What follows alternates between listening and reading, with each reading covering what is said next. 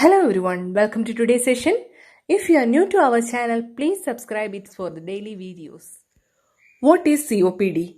Chronic Obstructive Pulmonary Disease, commonly referred to as COPD, is a group of progressive lung diseases.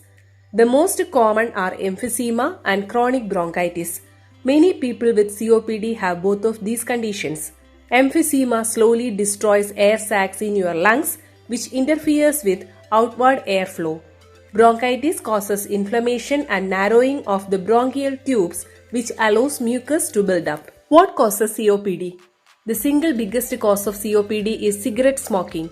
In addition to cigarette smoke, pipe smoke, and secondhand smoke can cause COPD.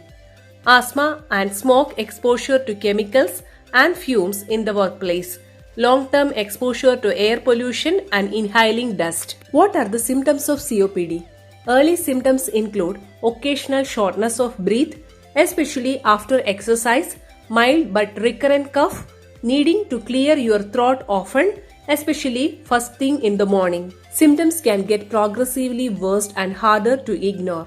As the lungs become more damaged, you may experience shortness of breath after even mild exercise such as walking up a flight of stairs, wheezing, which is a type of higher-pitched noisy breathing, especially during exhalations, chest tightness, chronic cough with or without mucus, need to clear mucus from your lungs every day, frequent colds, flu or other respiratory infections, lack of energy, etc. In later stages of COPD, symptoms may also include fatigue, swelling of the feet, ankles or legs, weight loss. Diagnosing COPD. Spirometry, chest X-ray or CT scan, and arterial blood gas test. These tests can help determine if you have COPD or a different condition such as asthma or restrictive lung disease. Treatment for COPD.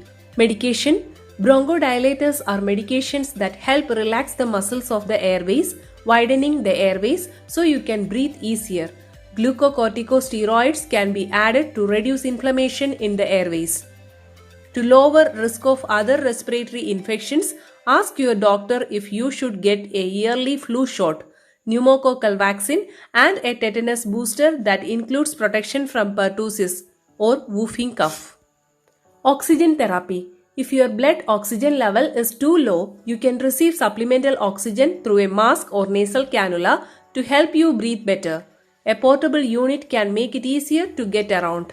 Surgery. One type of surgery is called bullectomy. During this procedure, surgeons remove large abnormal air spaces called bullae from the lungs. Another is lung volume reduction surgery, which removes damaged upper lung tissue. Lung transplantation is an option in some cases. Lifestyle changes.